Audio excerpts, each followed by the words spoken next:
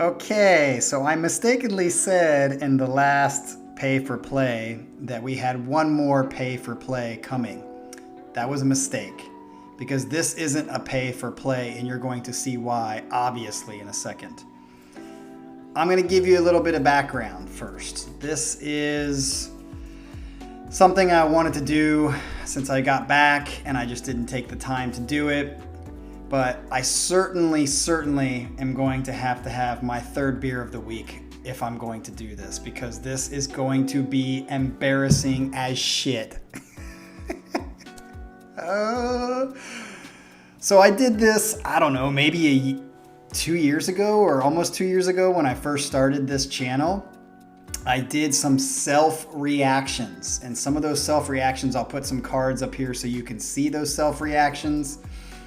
The one was to my dancing, where basically I kind of showed the progression of my dancing, because I've told some of you, or told many of you that watch the channel a lot, that I'm a professional dancer, or was, and I taught dancing for a long time, still do when I get the chance, and although dancing's not happening right now. And I did a self-reaction on my drumming, which you can see in that card for What Would You Say by Dave Matthews Band. And so this is going to be another self-reaction, and it's going to be just as embarrassing as those other self-reactions, because this goes back a long time ago. So this was my high school talent show. So 1996, it would have been May of 1996, I think. So 1996 would be exactly 24 years ago. It'll be 25 in May. So almost 25 years ago, you are going to watch Captain Morgan. To give you a little bit of background, just so you can understand, okay? Number one, I have not seen this for maybe 20 years. I think I watched it one time I got home from college on a VHS recorder, because it's a VHS tape. What I did was last week, I went and got that VHS tape along with a couple of others, and I got them digitized. And so now this is going to be the first time I'm viewing this in a long time. I grew up in a house where I played soccer and baseball my whole life. I played soccer in the fall, and then I played baseball in the spring. I did travel teams. It was kind of like that was my thing. I was a jock. And then I got into high school, and I played high school baseball and high school soccer through my sophomore year of high school. And then I had a big change through my sophomore year of high school. It's a long story. I'm not going to go into it. If maybe we have a Q&A sometime, I'll explain it more. But basically, I went to the dark side. I went from doing baseball and soccer and hanging out with the jocks and the cool crowd for, my middle school and beginning of high school years, to going into theater. And when I went into theater, I met these two guys. One was named Nick and the other was named Tony. And I had met them in middle school in choir, because you had to take an elective. I took choir. I was terrible at singing. I'm still terrible at singing. And they were good. They were good musically. That was their thing, because they were in the theater crowd. They were into that when they were in middle school, so that was their thing. Here I was crossing borders. And when I got into middle school, or got into my first year of high school, I basically got tired of my jock friends and just the stereotypical conversations and the ideas that go along with the jock cool crowd, that I just couldn't talk openly about certain things. They were boring, lame, and just surface, okay? So when I was in choir in my freshman year of high school, I hung out with Tony specifically, and Nick sometimes. And Tony was a kid drummer, and he basically invited me to his house one time. I went down in the basement and I saw him and Nick playing. They had a band. Nick played guitar, he played drums, and then they had a kid that was playing bass named Seth. And I had never had any musical background whatsoever in my life, none. I remember in middle school, I was listening to, 1, 2, 3, into the 4, Snoop Doggy Dogg and Dr. Dre. That was like my thing, the pop music, all that stuff. I had not a musical note in my background. And when I saw this, I was blown away. I was like, wow, this is amazing. And as I started kind of leaving my jock friends and getting into the theater, which they were in theater, and becoming more friends with them, they asked me, hey, would you like to be in our band? And I was like, I don't know how to play any instruments. And they said, well, we need a bass player. So you can play bass and I'll just teach you everything you need to know, because they were really, really smart. They were into music and that kind of thing. And I said, sure, I'll do it. So I never took any lessons. Oh, I'm sorry, I take that back. I took a couple lessons with this guy named Jeff, but that's about it. And I just basically learned on my own, which is basically what I do with everything. I learn on my own. I get to pretty average or maybe a little bit above average. I'm a jack of all trades, a master of none. And so I was playing bass, and I really got into, that's when I learned Dream Theater. 1994 was when I was introduced to Dream Theater by them. And we all kind of discovered them together, and I was blown away by John Mayung. So I was playing in this band with these guys, and they were very, very smart musically. I remember during band practices, which I wish I had, there are some videos out there of me at band practice with them, learning, but Tony has them, the drummer, he has them. And I'm no longer in contact with Tony. So, when we would go to practice, they would be like, oh, you're gonna, flat the third, and then you're gonna, and I was like, okay, I don't know what the fuck they're talking about. I just let them do what they're doing. I watched what I was supposed to play, and I just played it and picked it up and kind of learned little theory here and there. Started to be picking up a 4/4 beat in drums my senior year of high school. So now, that was like at the end of my sophomore year when I started joining this band. And then our senior year talent show, so this has been about 2 years later almost, we decided for our talent show to play YtseJam by Dream Theater. We practiced it for like, I don't know, maybe 6-7 months or something like that. And this is gonna be that talent show performance that you're gonna get to see. I'm gonna get to watch again for the first time in 20 years, and this is gonna be embarrassing. So I just wanna let you know that, remember, this is right when I first started learning music, and so I wasn't very good. This was pretty bad. I'm kind of embarrassed to show this, but nonetheless, here is, we were called Paranoia, was our band.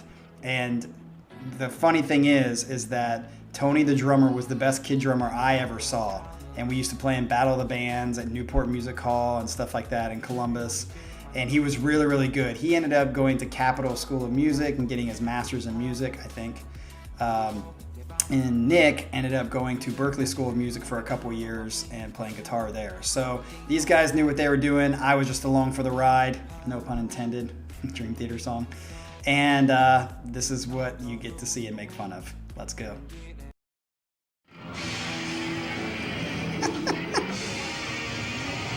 Just like every high school video that you see on YouTube. And you can hear my boom, boom, boom, boom, boom, boom, boom, boom. Oh yeah, I remember. We had like wireless for our guitars. So that's, we walked down the stage.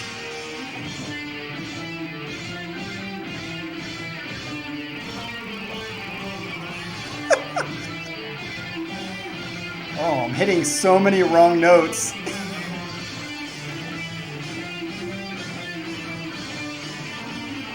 Oh, there's the harmony. That wasn't bad.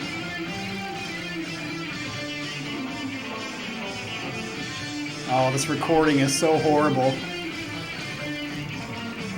I can hear static.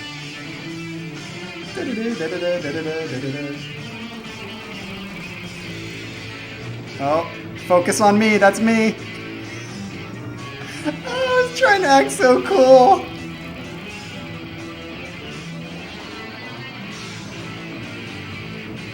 Oh, the 3-finger thing, I tried to mimic that. There's Tony, great drummer. TJ, that was TJ Socher playing keyboards for us. He didn't like Dream Theater at all. He just helped us. And there's Nick. Look at that long hair. Oh.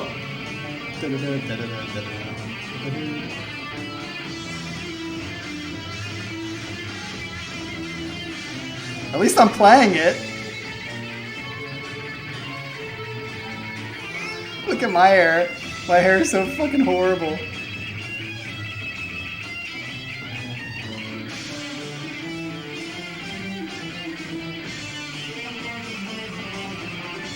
Oh yeah! This is my little spotlight part. Ready?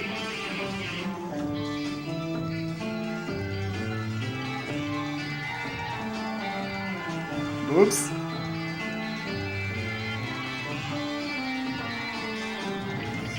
Oh my gosh! Oh, this is so freaking embarrassing. I'm itching all over my face.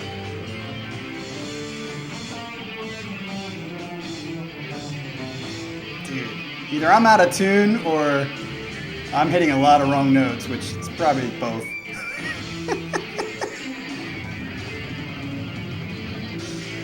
May 17th, 1996.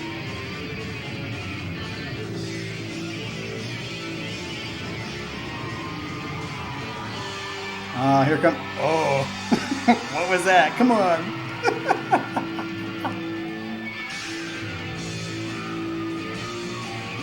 Dude, I gotta hat trick this.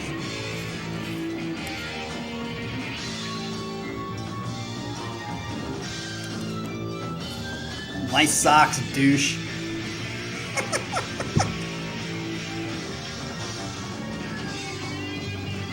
Oh, guitar solo.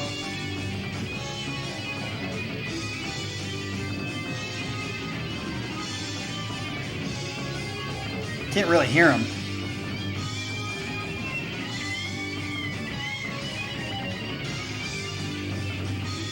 All right, my turn.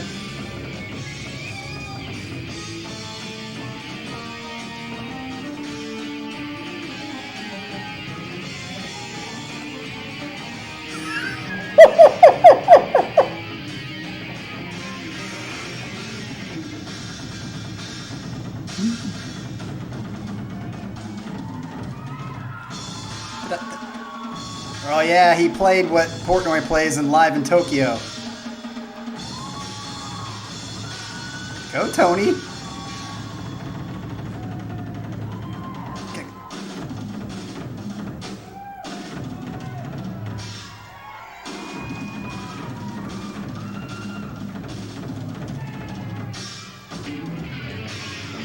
Oh, I guess we didn't know to come in.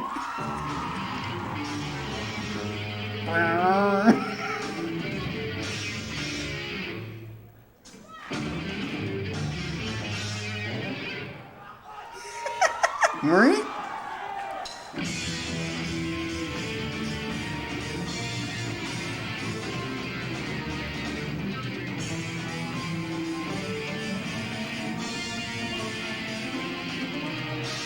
Not bad. That part was right. I remember at this point thinking, I don't know how I can finish this, because when you're doing the 3-finger thing, my wrist was killing. Like killing, like, you know when you climb and you can't hold on anymore?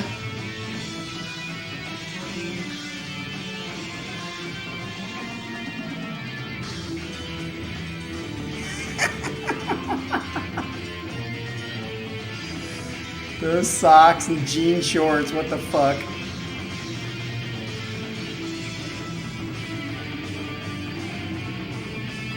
Wow, wow, wow. Oh, this is embarrassing. God help us.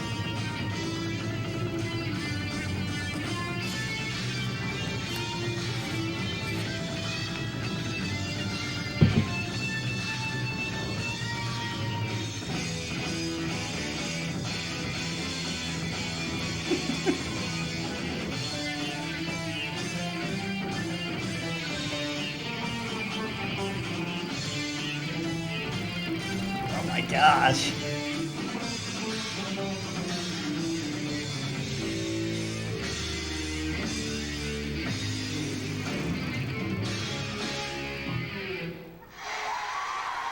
Crowd liked it. Yeah, if you can't see my face being red right now. There's some other golden gems on that same tape. I think we played or we backed up some girl who sang. Also at the end, maybe I'll do this later if people want me to do this. So comment below if you want me to do this. On that same thing, I think it was the last song, we played Tweezer by Fish, PH. By Fish. We did like a jam, like a Tweezer jam. Welcome to the Tweezer, boom. And I played bass for that too. So if you guys would like to see that so you can make fun of it, go ahead. But hopefully you enjoyed this little small gem of my history and life of when basically music started for me. Because before this, I literally had no musical background whatsoever. This was the beginning of my journey of learning music. And as you could see, I had a long, long way to go. So hopefully you like this. As always, like and subscribe, and we'll catch you on the next Pay for Play. Peace.